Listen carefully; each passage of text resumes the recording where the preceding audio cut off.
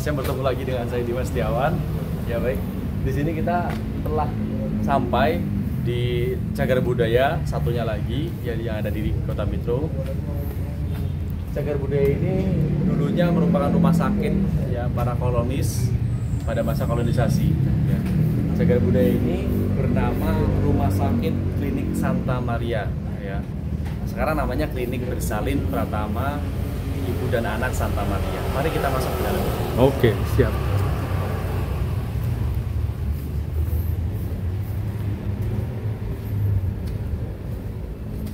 Depan masih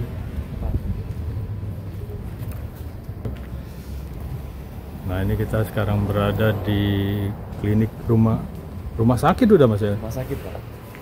Santa Maria. Kita langsung masuk ke dalam. Iya. Ini area apa ini Mas Dimas nih? Kalau ini fokus area pertemuan, di kiri ada balai pertemuan, sama di kanan ada klinik, mohon maaf, ada museum mini. Museum ini ya? Museum mini Santa Maria. Dia menjelaskan terkait sejarahnya Santa Maria ini, rumah sakit ini. Yuk kita masuk.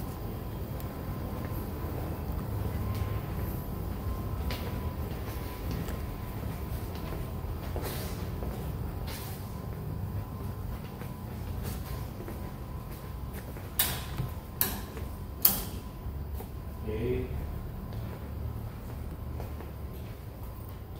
Ya, ini merupakan dalamnya rumah sakit atau dalamnya Museum Mini Santa Maria.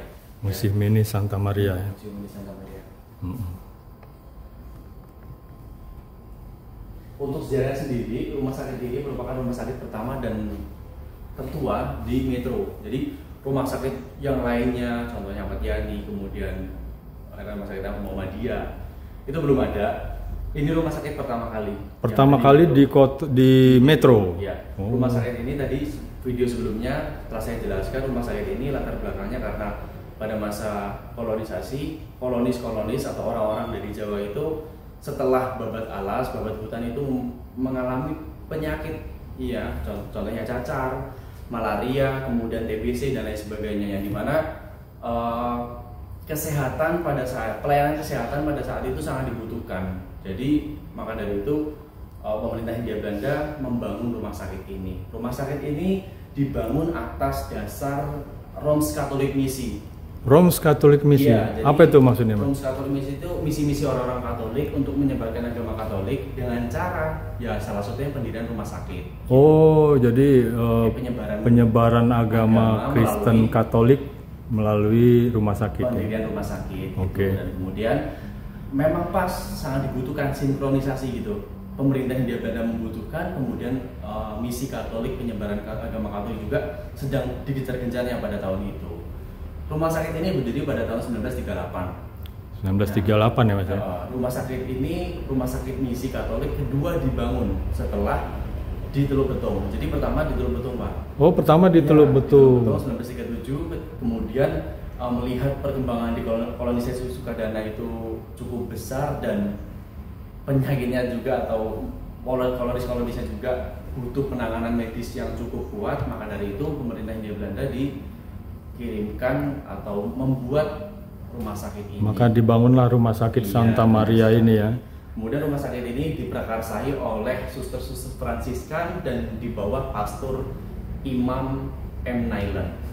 Imam Matthias Gerlatus Nailan itu fotonya. Teman-teman semuanya kalau ini Matthias Gerlatus Nailan dari Belanda. Jadi semua imamnya, suster-susternya itu dulu dari Belanda. Karena memang warga pribumi, warga Indonesia emang dulu belum mempunyai pendidikan sampai menjadi suster gitu. Gitu. Kemudian jadi dia pastor dan dokter gitu Mas. Ini hanya di bawah naungan. Ini hanya imam saja. Oh, imam atau pastor atau ya tinggi. Kepala agama lah gitu ya. Agamanya lah ya. Benar. Kemudian Mas? Kemudian rumah sakit ini tadi kita kan sebelumnya di rumah dokter ya. Nah, jadi dokter yang di rumah tadi, yang di rumah dokter Swading ya, itu dinasnya di sini teman-teman semua. Dinasnya di sini, dulu dinasnya di belakang. Ya dulu belakang, area belakang ini. Jadi di sini rumah sakit Santa Maria ini ada dua bangunan besar. Yang di belakang dulunya sebagai praktek pengobatan, ya. Kemudian di depannya itu sebagai balai pengobatan. Balai pengobatan Kecamatan Metro atau daerah Metro dulu. Karena ya dinas kesehatannya lah dulu ya. Kalau sekarang dibalik, belakang sebagai aula tempat bertemunya para suster atau evaluasi bulanan, dan kemudian belakangnya di sini ada museum ini. Nah, untuk ini sejarah berdirinya ini masih kira-kira ya? Iya, ini masa dulu. Nah, ini bentuknya zaman dulu ya? Ini masa dulunya. Ini gambaran dulu Klinik Santa Maria 38 berdiri. Nah, ini itu ya, karena wabah zaman dulu. Disentri dulu, disentri nama disentri. Oh, ada wabah disentri ya? Iya. Ini wabahnya yang bawah itu ya? Ya, ini salah satu. Ya, ini salah satu orang-orangnya yang dirawat lah ya. Yang dirawat. Gitu. Dan ini perkembangannya ya? Ya, ini perkembangannya. 1952, 58. Jadi apabila yang lahir di sini itu pasti akan dicatat. Akan dicatat ya? Dicatat. Ini buku catatannya. Ini yang dulu buku catatannya. Oh iya. Nah, ini sejarahnya seperti ini ya. Nah, terus ini ada alat-alatnya ya. Ini alat-alatnya. Apa aja nih Mas ya? Ini yes, fokusnya ini alat-alatnya untuk persalinan. Persalinan ya, zaman dulu ya. Persalinan. Ini alat zaman dulu ya Mas ya? Ya, ini ungkapan dari suster yang kerja di sini. Kan beberapa kali suster ikut menjelaskan di sini. Ini alat-alatnya masih seperti yang dulu. Gitu. Ini berarti ini zaman dulu nih masih orisinil. Yuk kita lihat nih apa saja nih alat-alatnya. Nah, di sini ada meja, buku catatan, kemudian telepon putar. Ini surat keterangan lahir ya. Nah, surat keterangan lahirnya di sini ada. Jadi yang bersalin langsung ya. Iya. Nah, ini juga nih Mas ya. Inkubator bayi. Inkubator zaman dulu nih ya. Oke.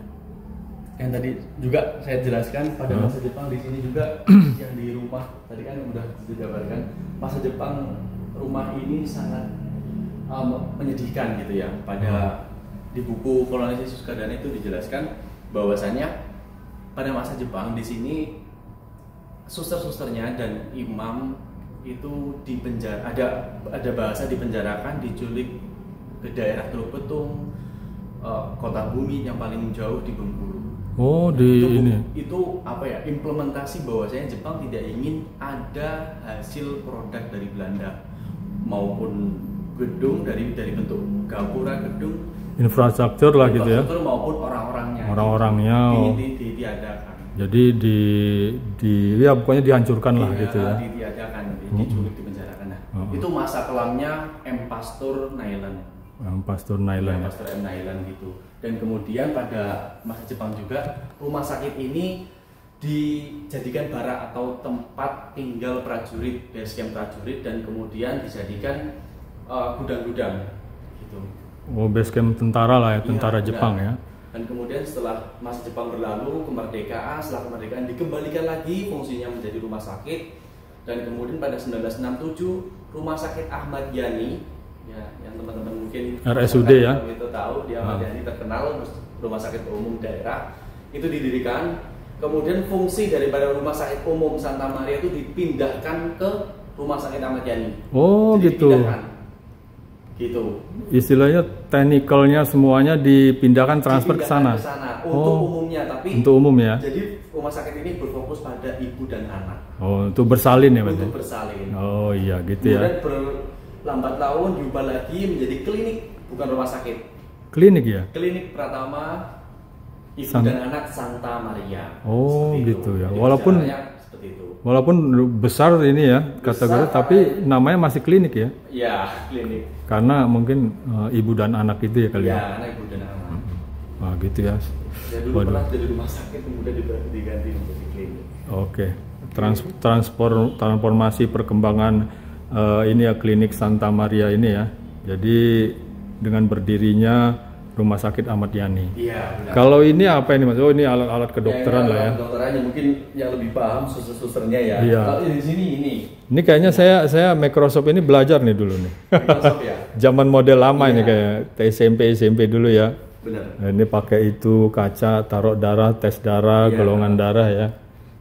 Nah ini ya. Ini, kalau ini mesin autoclave ini fungsinya untuk penyeterin setelah persalinan. Ya, setelah persalinan dulu itu alat-alatnya perlu disterilkan gitu. Oh, seperti Beda gunting halnya, atau beda. apa ya, pisau ya? Bedanya dengan sekarang mungkin diperbarui lagi, tapi kalau dulu kan karena minimnya alat kedokteran, maka dari itu disterilkan supaya dapat digunakan kembali gitu loh. Iya, siap. Ya, sterilisasi lah gitu ya. Sterilisasi ya. Jadi alat-alat setelah persalinan dimasukkan ke sini, kemudian ditekan ya dengan tekanan tinggi, pressure tinggi, kemudian ya benar-benar digodok ya. Iya, pokoknya bakterinya Supaya mati, intinya supaya mati. Supaya higienis lagi ya. Ini zaman dulu dan nih. bisa digunakan kembali. Jadi untuk alat-alat medisnya ya. Ya mungkin sekarang ada autoclave tapi yang lebih canggih lah.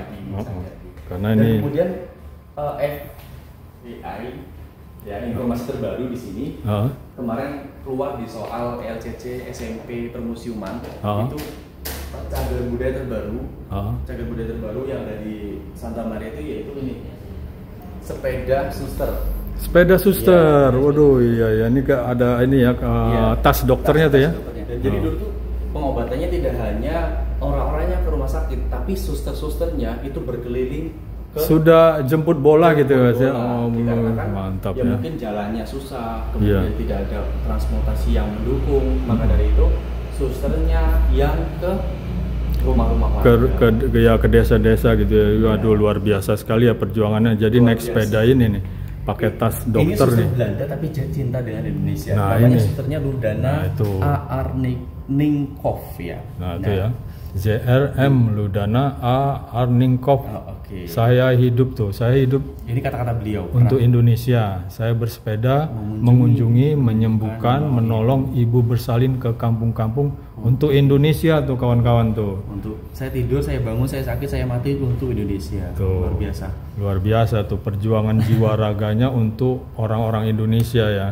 Benar. Jadi tidak semua orang Belanda itu berhati jahat ya. Benar. Buktinya suster ini dengan sepeda ini dia mengunjungi warga-warga yang membutuhkan lah gitu. Sekali. Terutama yang berkenaan dengan persalinan nih. Benar sekali. Ya, luar biasa nih sepedanya. Karena persyaratan cagar budaya itu 50 tahun, Pak. 50 tahun ya persyaratannya ya. Minimal 50 tahun dan memiliki fungsi tertentu. Fungsi yang cukup besar gitu ya. Berarti ini udah lebih dari 50 tahun dan punya sejarah digunakan kan? Dan kemudian ketika cagar budaya sudah dihancurkan, terus dibangun bentuknya asli dengan cagar budaya sebelumnya, itu nilai cagar budaya udah nggak ada. Oh gitu ya. Jadi mungkin kalau rumah tua lebih dari 50 tahun, 60 tahun, kemudian dihancurkan, terus dibangun lagi persis mirip dengan cagar budaya sebelumnya, itu tidak dapat dilaporkan menjadi cagar budaya. Kecuali hanya direnov dikit ya. Kemudian pemugaran itu ya nggak apa-apa untuk pelestarian, untuk penjagaan lah. Nah, jadi beda ya antara renov dan dibangun ulang gitu ya. Beda. Ya.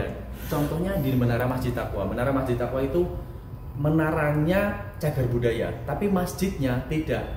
Karena udah benar sekali. Gitu. Jadi masjidnya itu sudah dirombak habis. Karena mungkin dulu kuotanya atau di dalamnya kapasitasnya itu masih kecil sedikit ya. Kemudian sekarang melihat perkembangan Islam di Kota Mitro sangatlah besar, maka dari itu diratakan dan dibangun kembali. Oke, iya siap. Jadi paham ya untuk itu. Nah ini Mas, cerita yang ini apalagi nih Mas? Oh ini masih alat-alat medisnya yang di zaman. Masih alat-alat medisnya. Alat pendeteksi ronsen ya. Aduh. Ya yang masih zaman-zaman Belanda ya ini ya, masalah persalinan lah ya. Iya. Tuh ada. Nih jarum-jarumnya seperti ini. Jadi jarumnya tidak, kalau sekarang kan sekali pakai jarum buang. Ini masih di sterilisasi modelnya begitu ya. Nah itu ya saudara-saudara, teman-teman nih sangat bermanfaat sekali ini.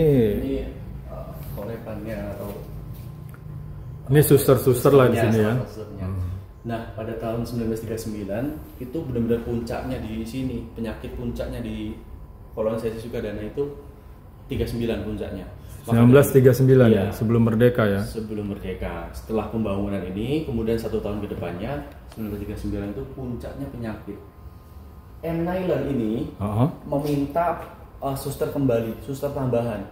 Oh, kurang tenaga ya. 3 suster tambahan dari Pringsewu. Dari Pringsewu. Iya. Orang Belanda juga. Orang Belanda. Oh, berarti di Pringsewu juga udah ada dulu ya. Sudah ada. Jadi Mas Sumarno Hadiwinoto, dokter yang di sana dulu, rumah itu dulu pengambilannya itu dari Pringsewu terlebih dahulu. Oh, dia dulu dinas di Pringsewu. Dinas di Pringsewu, kemudian ditarik ke kolonisasi Sukadana. Karena Pringsewu itu kan masih gabungan dari kolonisasi Gedung Tataan toh. Iya. Kolonisasi pertama. Jadi ya memang didahulukan di situ gitu loh. Iya. Otomatis perkembangan lebih maju di situ dulu gitu. Singkat ceritanya pusatnya lah kira-kira ya. Dan pertamanya kolonisasi kan di situ. Di Lampung ya. Maka dari itu diperbantukan di situ dulu, kemudian ketika kolonisasi Sukadana sudah jalan dipindahkan ke kolonisasi Sukadana. Gitu. Metro ini adalah kolonisasi Sukadana. Hasil daripada kolonisasi Sukadana. Oke, nah ini perkembangan Katolik di Metro ya. Nah itu dari suster-suster itu. Dan tadi belum dijelaskan ya. Oh iya. Asal muasal Metro ya. Oh iya, asal muasal nama Metro gitu Pak. Iya, gimana Metro itu kan banyak, mungkin teman-teman semua di rumah ada bahasa Metro itu dari kata Mbah Mitro. Mitro ya, Pak. Dulu ada bahasa secara lisannya seperti itu, Mitro. Terus kemudian ada bahasa Metro dari kata metrem gitu. Sesuai data, sesuai arsip yang diperoleh dari Belanda, itu metro itu berasal dari kata metropolis. Oh, metropolis. Kata pertama ya. Memiliki arti tengah-tengah atau pusat. Oh, pusat ya. Gitu. Ada juga yang ngomongin jurnal lain atau arsip lain itu metro itu dari kata metrem. Metrem ya. Dari kata memiliki arti sama, yaitu pusat dan tengah-tengah.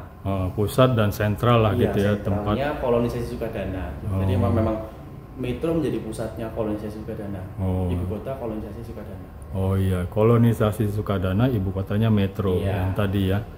Oh gitu ya ceritanya Metro ya. Dan ini Mas ya, ini misionaris kayaknya ya. Iya, ini misionaris. Misionaris nih ceritanya nih. Roadmaker.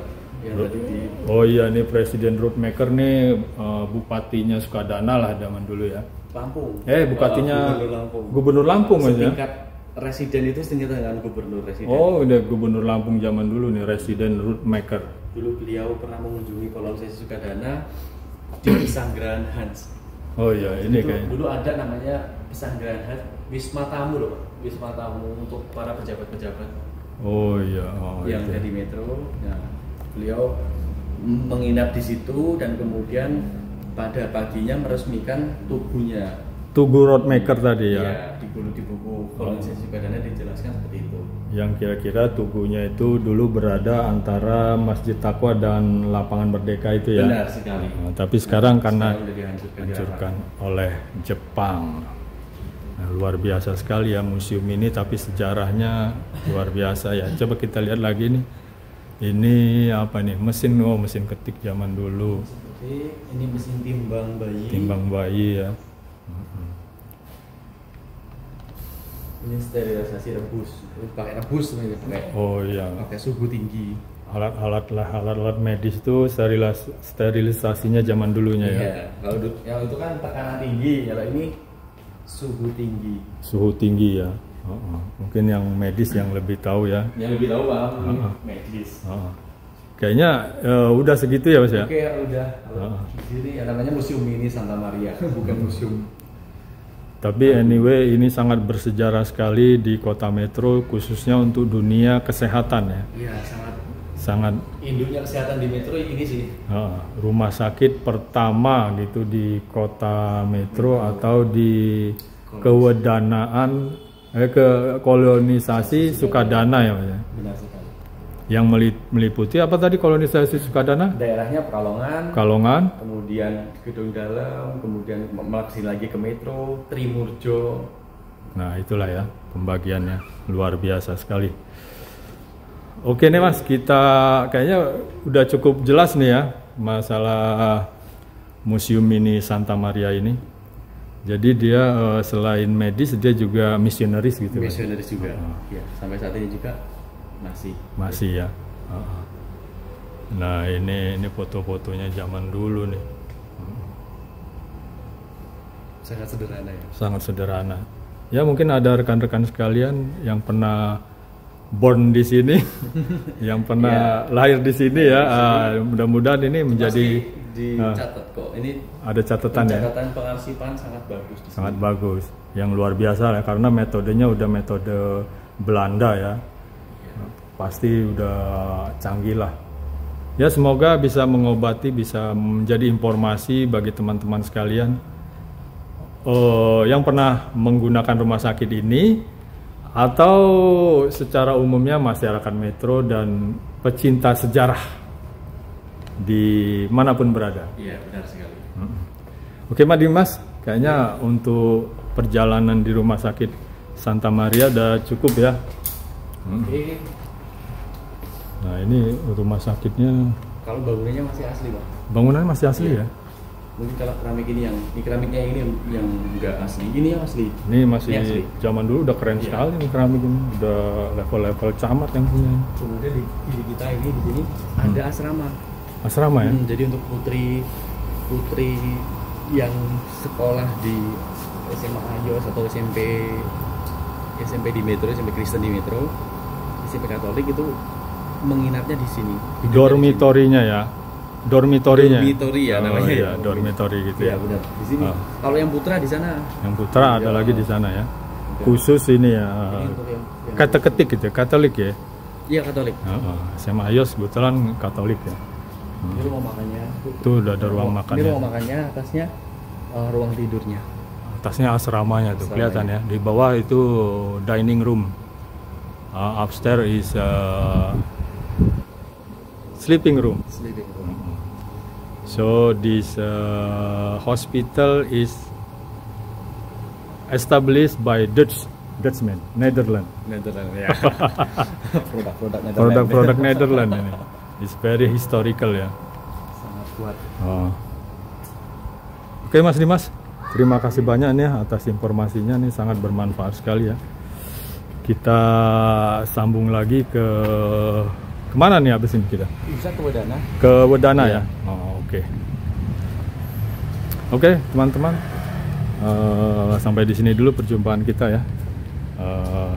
Akhirul kalam. Wabillahi taufiq wal hidayah. Wassalamualaikum warahmatullahi wabarakatuh. Bye bye.